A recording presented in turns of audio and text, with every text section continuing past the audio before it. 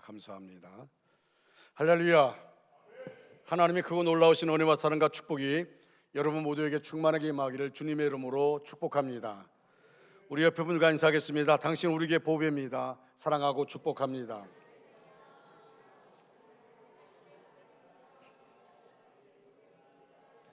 우리 손을 가슴에 대고 우리의 믿음을 고백하겠습니다. 저는 예수 믿어 구원받았습니다. 저는 예수 믿어 하나님의 자녀 되었습니다. 저는 예수 믿어 천국 백성 되었습니다. 하나님께서 선물로 주신 오늘 하나님 말씀으로 가르침을 받습니다. 아멘으로 순종하여 하나님께 영광 돌리는 삶 되게 하소서. 아멘. 그런 삶 되시기를 축원합니다. 오늘은 대림절 두 번째 주일이자 전 세계 교회가 함께 지키는 성서 주일입니다. 대한성서공회에서 발표한 내용을 보면 올해 국내에서 배포된 성경은 약 49만 8천 부로 집계되었습니다.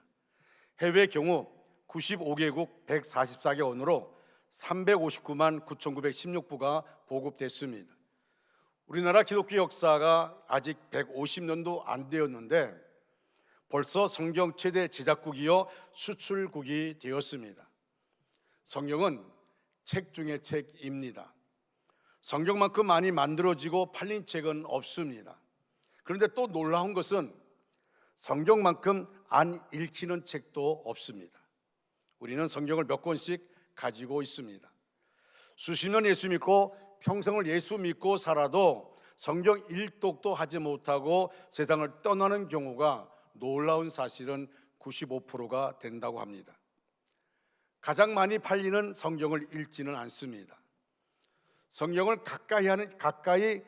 가까이 있는 만큼 열심히 보아야 합니다.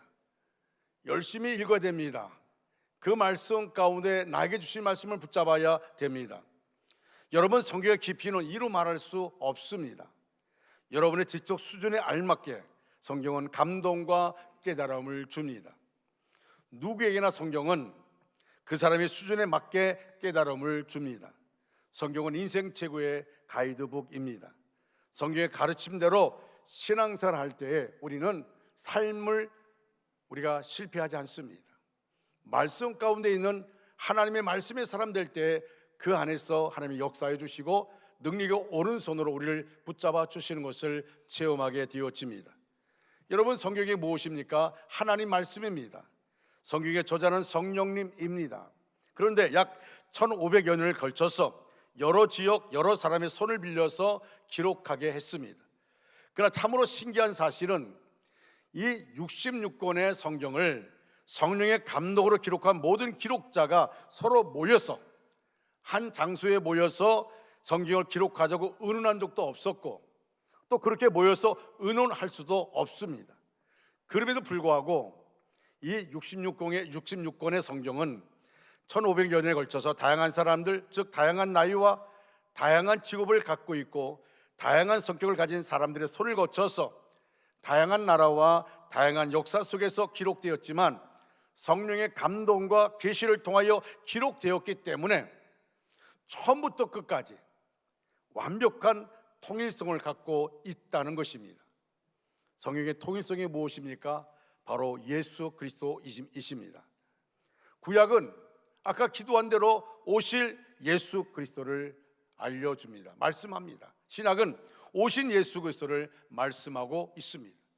또 우리가 초대교회의 성경을 보면은 다시 오실 예수님을 말씀하고 있습니다. 성경은 이스라엘의 역사를 기록한 단순한 역사책이 아닙니다. 성경은 우리를 영생으로 인도합니다. 성경에서 영생을 얻습니다. 요한복음 5장 39절 말씀 그리고 요한일서 5장 13절 말씀은 이렇게 말씀하고 있습니다. 요한복음 5장 39절 말씀 보니까 너희가 성경에서 영생을 얻는 줄 생각하고 성경을 연구하거니와 이 성경이 곧 내게 대하여 증언하는 것이다 라고 말씀합니다. 요한일서 5장 13절 말씀 보니까 내가 하나님의 아들의 이름을 믿는 너희에게 이것을 쓴 것은 너희로 하여금 너희에게 영생이 있음을 알게 하라 함이라 말씀하고 있습니다. 그렇다면 이미 우리는 예수님을 믿고 영생도 얻었는데 성경이 나에게 그렇게 필요할까 하고 생각할 수 있습니다. 성경 우리에게 지금도 여전히 절대적으로 필요합니다.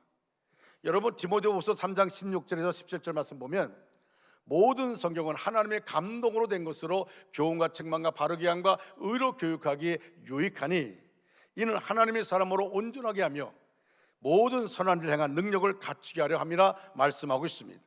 성도들에게 하나님이 원하시는 대로 바로 살도록 교훈하고 책망하기도 하고 잘못된 것이 있으면 바르게 하고 의로 교육합니다.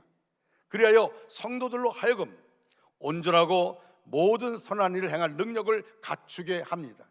그러므로 성경은 지금도, 아니 이 시간에도 우리에게 없어서는 안 됩니다. 신학자 칼바르트는 그의 교회 교의학 제1권에서 하나님 말씀을 세 가지 형태로 구분했습니다. 계시된 하나님의 말씀, 기록된 하나님의 말씀, 선포된 하나님의 말씀입니다. 우리가 읽고 있는 성서는 기록된 하나님의 말씀입니다. 여러분이 주일에 듣는 설교는 선포되는 하나님의 말씀입니다. 그리고 말씀이 육신되어 오신 예수 그리스도는 계시된 하나님의 말씀입니다. 우리는 기록된 하나님 말씀을 읽음으로, 선포되는 하나님 말씀을 들음으로 결국 계시된 예수 그리스도를 만나게 되고 그분 안에서 하나님을 만나게 됩니다. 할렐루야. 우리 인간은 결코 떡만으로 살 수 없습니다. 하나님의 입으로부터 나오는 모든 말씀으로 삽니다. 인간으로 태어나서 이 사실 하나만 깨닫고 살아도 매우 중요한 진리를 터득한 것입니다. 오늘 우리가 읽은 본문에서 하나님의 말씀인 성경의 놀라운 특성에 대해서 말씀하고 있습니다. 그 첫 번째가 하나님의 말씀은 살아있기에 활력이 있습니다. 오늘 본문에 이렇게 시작합니다. 하나님의 말씀은 살아있고로 말씀을 시작합니다. 하나님의 말씀은 살아있고, 성경의 가장 중요한 특성을 말하고 있습니다. 성경은 글씨로만 되어 있는 과거에 기록된 죽은 책이 아닙니다. 박물관이나 도서관에 있는 그러한 죽은 책이 아닙니다. 성경 말씀은 지금도 살아 있습니다. 할렐루야. 왜 그렇습니까? 이 말씀하신 하나님이 살아계시고 예수님이 살아계시고 성령님이 살아계시기 때문에 성령 하나님의 말씀인 성경 말씀도 살아있는 것입니다. 하나님의 말씀도 살아있고 나도 살아있습니다. 그렇다면 하나님의 말씀인 성경은 지금 이 시간에도 나에게 아주 정말 중요한 영향을 미치고 있습니다. 내 삶에 영향을 미치고, 내 인격에 영향을 미치고, 내 사고에 영향을 미치고, 내 행동에 영향을 미치고, 내 비전에 영향을 미치고, 내 삶의 목적에 영향을 미칩니다. 또한 성경은 활력이 있습니다. 오늘 본문에 살아있을 뿐만 아니라 활력이 있다, 바로 성경의 특성을 말하고 있습니다. 활력이 있다는 것은 활동력, 운동력이 있다는 말입니다. 다시 말하면 힘, 영적인 에너지가 있다는 말입니다. 능력이 있다는 말입니다. 내가 하나님의 말씀을 믿고 의지하고 선포할 때 하나님의 말씀인 성경은 강력한 운동력을 발휘합니다. 열을 가하면 분자가 활성화되듯이 활성화됩니다. 여러분, 이사야 53장 5절 말씀, 너무도 잘 아는 말씀인데 우리 한번 같이 우리 대림절 두 번째 주를 맞이해서 이 말씀을 크게 우리가 읽겠습니다. 시작. 그가 찔림은 우리의 허물 때문이요 그가 상함은 우리의 죄악 때문이라. 그가 징계를 받음으로 우리는 평화를 누리고 그가 채찍에 맞음으로 우리는 나음을 받았도다. 할렐루야. 예수님이 십자가상에서 돌아가시기 700년 전에 이사야가 성령의 감동으로 쓴 말씀입니다. 그 말씀대로 예수님은 십자가에 달려 돌아가셨습니다. 그러나 그 말씀은 지금도 살아계신 하나님의 말씀이기 때문에 그 말씀을 내가 믿고 의지하고 선포할 때 그 말씀의 능력이 내 속에서 효력을 발휘하게 됩니다. 여러분, 이렇게 그 말씀 믿고 한번 선포해 보십시오. 어느 분이 그렇게 말하면, 목사님 제가요 신앙생활은 이제 오래되지 않았지만은 목사님 말씀한 것처럼 제가 이 말씀 가지고 이렇게 제가 육신에 약함이 있을 때, 고통받을 때 이 말씀 가지고 이렇게 몇 번씩 외쳤다는 겁니다. 예수님의 찔림은 나의 허물 때문입니다. 예수님의 상함은 나의 죄악 때문입니다. 예수님의 징계를 받음으로 내가 평화를 누렸습니다. 예수님의 채찍에 맞음으로 나는 나음을 입었습니다. 여러분, 이것을 계속 외쳤더니 자기도 모르게 자기의 마음의 고통이 사라졌다는 것입니다. 이 말씀에 능력이 있다고 그렇게 고백합니다. 할렐루야. 여러분, 예수님의 찔림은 나의 허물 때문입니다. 예수님의 상함은 나의 죄악 때문입니다. 예수님의 징계를 받음으로 내가 평안을 누리게 되었습니다. 예수님의 채찍에 맞음으로 내가 나음을 입었습니다. 아멘. 할렐루야. 우리가 믿고 선포하는 순간 그 말씀은 내 속에서 능력으로 활성화되어서 과거, 현재, 미래의 시간적인 차이를 뛰어넘어 능력으로 활성화됩니다. 그러면 그 말씀의 효력이 나에게 나타나는 것입니다. 나의 마음과 육체의 연약함과 질병이 치유되는 역사가 동일하게 일어나게 되는 것입니다. 또한 본문은 마음의 생각과 뜻을 판단하는 하나님이라고 말합니다. 하나님의 말씀은 모든 것의 기준입니다. 내 생각과 내 마음과 내 뜻이 올바른 것 같지요? 그렇지가 않습니다. 우리는 신앙사람에서 편견과 자기 신임에 빠질 때가 너무도 많습니다. 우리는 말씀의 사람이 되어져야 됩니다. 우리는 감정과 경험과 상황에 따라 변할 수가 있습니다. 내 생각과 내 마음과 내 뜻이 올바르기를 판단하기 위해서는 하나님 말씀에 비추어 보아야 합니다. 왜 우리가 성경을 가까이 됩니까? 성경 가운데서 내 삶을 비춰봐야 됩니다. 죄인가 아닌가? 선인가 악인가? 이단인가 아닌가? 이 모든 것의 기준은 성경이어야 합니다. 왜 거짓말하는 것이 나쁩니까? 성경에서 거짓말하지 말라고 하기 때문입니다. 사람들은 자기의 생각과 자기의 판단이 가장 옳다고 생각합니다. 그러나 인간의 지혜가 하나님의 지혜를 따라갈 수 있습니까? 잠언 16장 2절에 이렇게 말합니다. 사람의 행위가 자기 보기에는 모두 깨끗하여도 여호와는 심령을 감찰하시느니라. 인간 스스로 생각하기에 자기 행위가 옳다고 하는데 하나님 그 심령을 살펴보신다고 말씀하고 있습니다. 자기의 생각과 자기의 지혜와 자기의 경험과 자기의 지식을 의지하고 따라가면 실패할 수밖에 없습니다. 이스라엘 백성들이 하나님의 명령에 따라서 여리고성을 점령한 뒤에 그들은 교만해졌습니다. 견고한 여리고성, 엄청난 여리고성을 정복하고 난 뒤에 아이성을 바라보니까 이 아이성 글자 그대로 아이성입니다. 마음이 교만해지고 나니까 하나님의 명령 따라 순종해서 여리고성을 정복했는데 하나님의 뜻을 묻지 않습니다. 하나님 아버지, 이 여리고성을 정복하게 해주심을 감사합니다. 저 아이성 우리가 어떻게 할까요? 라고 물었다면 하나님이 말씀할 텐데 그들은 교만해졌습니다. 묻지 않습니다. 정탐꾼을 보냈습니다. 그 여리고성에 비하면 아이성은 아무것도 아닙니다. 우리가 3,000명만 가면 이길 수 있습니다. 어떻게 됐습니까? 철저하게 패배했습니다. 왜 그럴까요? 하나님이 함께하지 않으니까. 비로소 여호수아가 기도할 때 하나님이 왜 아이성을 정복하지 못한 줄 아느냐? 네 백성 가운데 하나가 내 말에 순종하지 않았다. 죄를 범했다. 그 문제를 해결하고 나니까 아이성을 정복할 수가 있었습니다. 여러분, 하나님의 말씀을 기준 삼아서 나아갈만이 되는데 여러분, 우리는 어떤 상황, 정말 심각한 위기와 어려움 가운데 있을 때는 하나님 나를 도와달라고, 나를 붙잡아달라고 기도합니다. 하나님이 응답하여 주십니다. 그래서 정말 내 힘으로 감당할 수 없는 문제들이 해결되어집니다. 그런데 그 다음이 문제입니다. 마음에 교만이 들어옵니다. 사탄이 내 마음속에 교만을 심어놓습니다. 그러면 교만한 마음이 나를 지배합니다. 그 다음부터는 하나님께 기도하지 않습니다. 여러분, 우리가 엄청난 어려움 큰 것 때문에 무너지지 않습니다. 아주 작은 것 때문에 무너집니다. 왜 작은 것 때문에 무너질까요? 말씀 가운데 있지 않기 때문에요.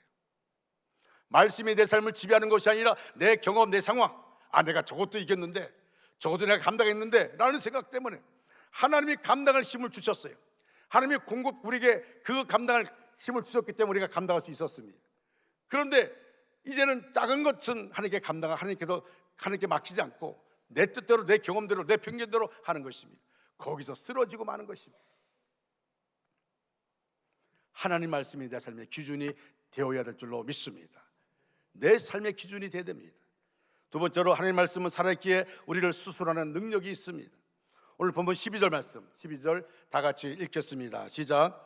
하나님의 말씀은 살아있고 활력이 있어 좌우의 날선 어떤 검보다도 예리하여 혼과 영과 및 관절과 골수를 찔러 쪼개기까지 하며 또 마음의 생각과 뜻을 판단하나니. 아멘. 하나님 말씀은 살아있고 활력이 있어 좌우의 날선 어떤 검보다도 예리하여 혼과 영과 및 관절과 골수를 찔러 쪼개기까지 하며 또 마음의 생각과 뜻을 판단하나니. 히브리서 저자는 하나님 말씀은 혼과 영을 쪼갠다고 했습니다. 옛날 사람들은 혼을 육체적 생명으로 이해했습니다. 이 육체적 생명에 해당되는 부분이 인간의 감성적 영역으로 느낌, 충동, 열정입니다. 그리고 영은 인간의 지적 영역으로 생각, 이성입니다. 하나님의 말씀이 혼과 영을 쪼갠다는 것은 인간의 육적인 삶, 영적인 삶 모두 말씀의 검색 아래에 있다는 뜻입니다. 하나님의 말씀은 인간의 느낌, 본능적 충동, 열정, 그리고 생각, 이성의 영역을 세밀히 검색해 냅니다. 그러므로 그의 말씀 가운데서는 숨겨둔 깊은 의도나 생각, 느낌까지 모두 드러납니다. 하나님의 말씀은 검색할 뿐만 아니라 단절시킵니다. 수술합니다. 얼마 선교사 남편을 둔 부인이 남편의 책상을 정리하던 중에 그는 자기가 물건을 보고 깜짝 놀랐어요. 손바닥 크기만한 작은 성경책을 집어든 순간 그는 소스라치게 놀랐습니다. 그 성경을 어디서 본 것 같아요. 펼쳐보니까 자기 것이에요. 그 성경은 7년 전에 그녀가 학교 기숙사에서 잃어버린 것이었습니다. 성경책을 얼마나 열심히 봤는지 다 해져 있었어요. 분명 자기 것임에 틀림없었습니다. 부인은 남편이 돌아오기만 기다렸습니다. 얼마 후 남편이 들어왔습니다. 부인은 말없이 성경책을 탁자 위에 올려놓으며 지극한 눈길로 남편을 바라보았습니다. 순간 남편의 얼굴에 당황해하는 기색이 엿보였습니다. 한동안 침묵이 흐르고 난 다음에 부인이 먼저 입을 열었습니다. 이 성경은 오래전에 제가 잃어버린 것인데 어떻게 이것이 당신에게 있는 것입니까? 남편이 한참을 침묵하더니 입을 열어 말합니다. 미안하고 당신 내가 숨긴 곳이 있어. 당신을 만나기 전에 나는 도둑이었어. 7년 전 어느 날 밤 기숙사에 들어간 나는 책상 위에 있던 물건들을 모조리 쓸어 담았다고. 집에 돌아와 물건을 정리하다가 성경책을 보게 되었어.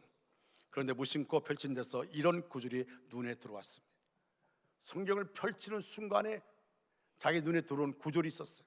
에베소 4장 28절, 도둑질하는 자는 다시 도둑질하지 말고 돌이켜 가난한 자에게 구제할 수 있도록 자기 손으로 수고하여 선한 일을 하라. 그 말씀이 자기 눈에 들어오는 순간 그때처럼 내 자신이 부끄럽게 느껴본 적이 없습니다. 그 뒤 나는 도둑질을 끊고 날마다 이 성경책을 들고 다니며 열심히 복음을 전도하기에 이르렀어. 늘 그 성경책의 주인에게 고마운 마음이 있는데 이게 당신 것이라니 놀랍소. 어떻게 당신과 내가 만날 수 있었는지, 내가 이 성경책을 내가 훔치지 않았다면 지금의 나는 잊지 않았을 것이오. 솔직하게 지난 일을 털어놓는 남편 모습에 부인은 눈물만 흘릴 뿐이었습니다. 사랑하는 성도 여러분, 말씀은 예리합니다. 예리하다는 것은 날카롭다는 말입니다. 칼과 같다는 말입니다. 여러분, 수술하는 칼, 면도하는 칼 얼마나 예리합니까? 그래서 말씀은 우리의 죄악을 도려냅니다. 그 죄악이 우리 속에 남아있으면 우리의 삶과 인격 전체가 부패할 수 있기 때문에 말씀이 우리를 살리기 위해서 어김없이 여지없이 우리의 죄악과 악을 날카롭게 찔러댑니다. 수술합니다. 우리가 말씀을 읽고 듣고 묵상하다가 보면은 그 안에서 우리가 죄를 깨닫게 되고 회개하는 경우가 많지 않습니까? 이것은 바로 말씀이 날카롭게 우리의 죄를 도려내기 때문에 그렇습니다. 또 말씀을 날카로워서 공격하는 무기가 됩니다. 예수님이 광야에서 40일 금식 기도한 다음에 사탄의 시험 받습니다. 그럴 때 여러분, 예수님이 그 사탄의 시험을 어떻게 이겼습니까? 금식하는 그 능력 가지고 이겼습니까? 아닙니다. 말씀으로 이겼습니다. 사도 바울은 말씀의 검으로 무장을 하라고 말합니다. 말씀의 검이 아니고는 사탄과 대적해서 이길 무기가 없습니다. 하나님의 말씀은 죽음의 길과 생명의 길을 예리하게, 아주 예리하게 갈라놓습니다. 히브리서 저자는 그러한 하나님의 말씀을 양날을 가진 예리한 검으로 묘사했습니다. 우리도 때로는 아무런 생각 없이 살다가 하나님 말씀을 들을 때에 하나님의 시각으로 우리를 보게 되고 우리가 영적으로 심각한 병에 걸려 있음을 깨닫게 됩니다. 우리는 하나님 말씀의 술대 위에 올려놓고 하나님의 말씀 칼로 성령께서 집도하시는 수술에 우리 자신을 맡겨야 됩니다. 어떤 분은 성경 읽을 때마다 이렇게 기도한답니다. 하나님, 오늘도 하나님 말씀이 있는 가운데 나에게 역사하여 주시옵소서. 나에게 말씀하여 주시옵소서. 나에게 말씀할 뿐만 아니라 그 말씀을 내가 순종할 수 있는 힘을 주시옵소서. 하나님이 말씀으로 새롭게 되는 역사가, 여러분, 말씀 안에 있는 말씀의 사람 되는 저와 여러분 되시기를 주님의 이름으로 축원합니다. 세 번째로, 하나님 말씀은 살아있기에 변화의 능력이 있습니다. 개개인의 인격과 삶의 변화가 나타납니다. 말씀을 통해 진리를 깨달으면 생각이 변화됩니다. 생각이 변화되면 언행이 변화됩니다. 그리고 이어서 습관이 변화되고 인격이 변화되고 그리고 아름다운 인생으로 변화됩니다. 누구든지 예수를 믿게 되면 이미 변화가 시작됩니다. 그래서 고린도후서 5장 17절에 그런 종 누구든지 그리스도 예수 안에 있으면 하나님의 사람이라, 새로운 피조물이라, 이전 것 지나갔으니 보라 새 것이 되었도다. 예수를 믿기 전의 모습과 예수를 믿고 난 다음에 모습이 달라집니다. 누구든지 그리스도 안에 있으면 새로운 피조물이 되는 것입니다. 우리가 여러분 간증할 때 중요한 게 뭡니까? 여러분 전도할 때 정말 중요한 것은 내가 예수 믿기 전에 내가 이런 사람이었는데 예수 믿고 나서 이렇게 내가 변화되었습니다. 이것이 가장 힘이 있는 전도입니다. 진정한 변화, 말씀 깨닫고 그대로 살아갈 때 진정한 변화 역사가 나타납니다. 미국에서 가장 많은 감사장을 받은 사람 중에 한 분이 데일 로저스라는 여인입니다. 녹음 예술, TV 프로그램 제작, 영화 제작 등으로 큰 돈을 번 그녀는 재물에 만족하지 않았습니다. 그녀는 고아나 정신박애 같은 아이들 돕기 위해서 무려 5,000번 이상이나 자선 행사를 열었습니다. 그리고 그 자선 행사를 열면서 자기의 재산의 많은 것들을 거기에 바쳤습니다. 그때마다 감사장을 받았습니다. 그녀는 어려운 때 하나님이라는 책에서 자신의 삶을 이렇게 고백합니다. 나는 마에게도 빠졌었고 인생의 밑바닥까지 떨어졌던 사람입니다. 버림받은 인간, 쓸모없는 인간이었습니다. 내 주변에 내 가족들도 내 주변 사람이 나를 다 외면했습니다. 구제받을 수 없는 자라고 외면했습니다. 그런데 내가 성경을 붙잡고 성경을 읽기 시작하면서 내 인생이 새로워졌습니다. 성경 속의 인물은 어려울 때 하나님 앞에 기도하고 신앙으로 위기를 극복한 사람들입니다. 그래서 나도 새로운 삶을 살게 되었습니다.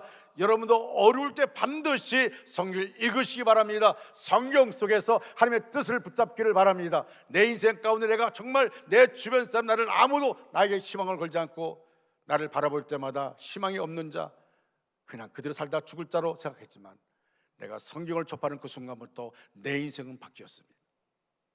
하나님은 형편없는 밑바닥 인생도 회복하여 쓸모있는 사람으로 만들어 쓰시는 분이십니다. 저와 여러분도 말씀 안에 새로 살아감으로 이런 놀라운 변화를 체험하는 우리 모두가 되어지기를 주님의 이름으로 축원합니다. 네 번째로, 하나님의 말씀은 살아있기에 승리의 능력이 있습니다. 고난과 문제 가운데서도 버티고 이기는 능력을 얻게 됩니다. 여러분, 어렵습니까? 힘듭니까? 정말 지쳤습니까? 내 힘으로 감당할 수 있는 상황 가운데 있습니까? 여러분, 그럴 때마다 우리는 말씀을 읽으시기 바랍니다. 말씀 가운데 하나님의 뜻을 붙잡기 바랍니다. 그리고 그 말씀 붙잡고 기도하시기 바랍니다.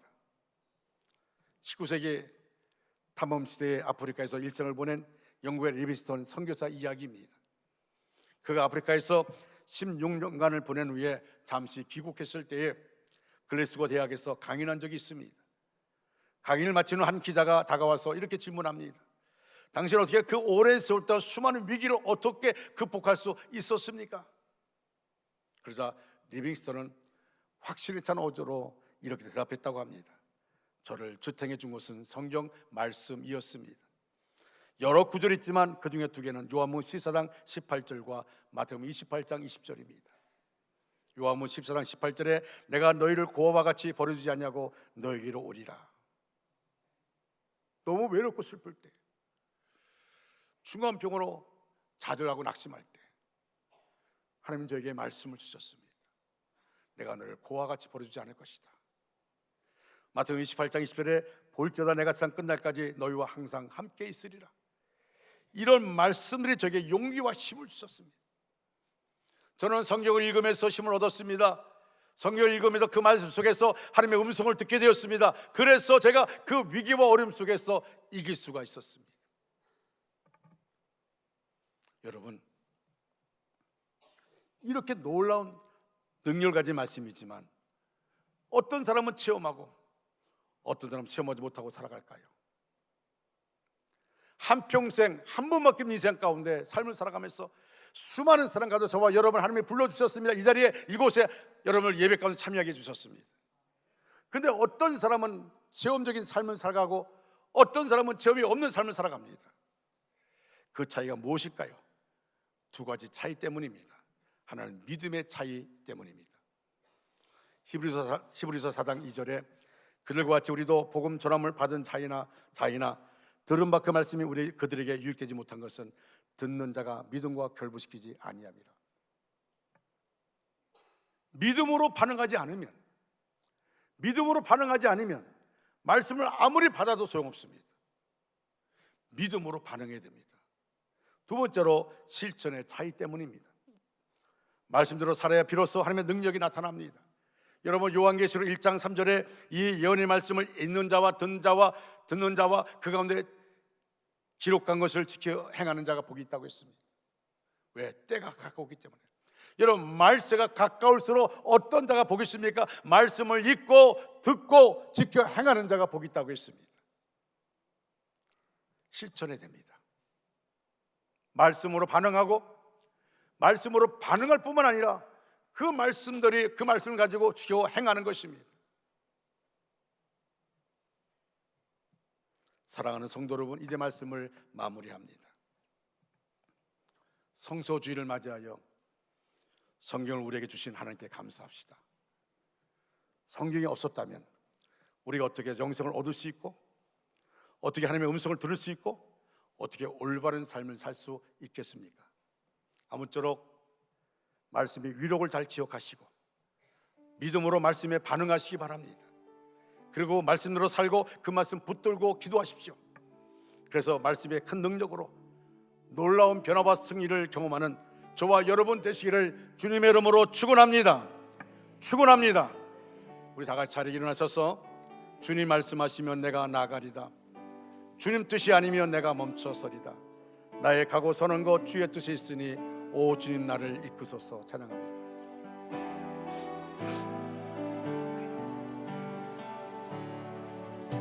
주님 말씀하시면 내가 나가리라.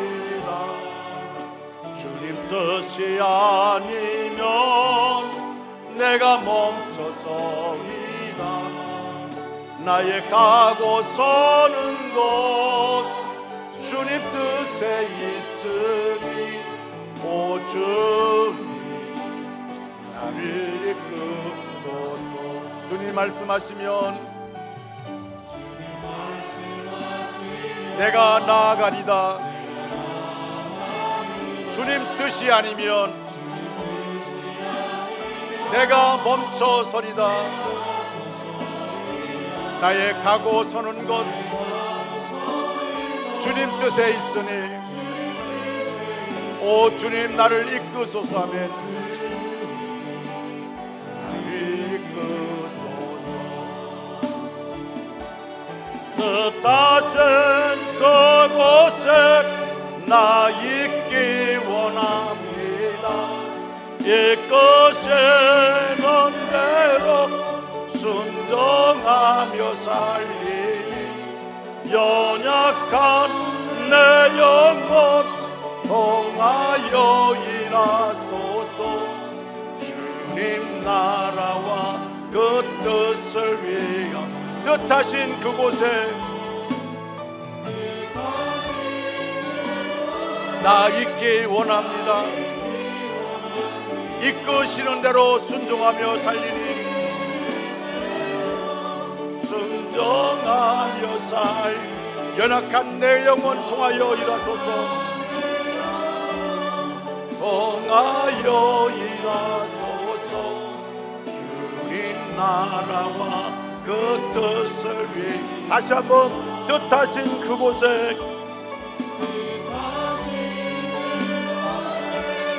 나 있기 원합니다. 이것에는 대로 순종하며 살리니 연약한 내 영혼 통하여 일하소서. 주님 나라와 그 뜻을 위하여 오 주님 나를 이끄소서. 나를 오 주님 나를 이끄소서. 오 주님 나를 이끄소서.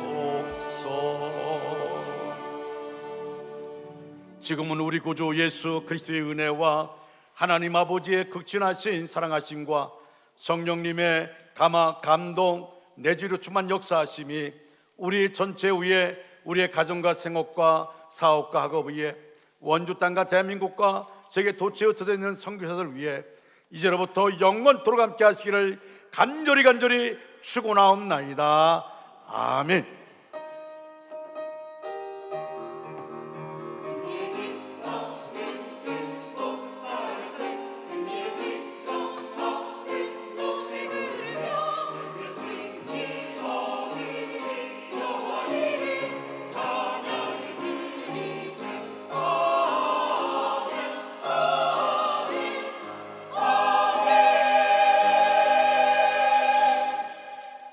정회원들은 자리에 앉아주시기 바라고요.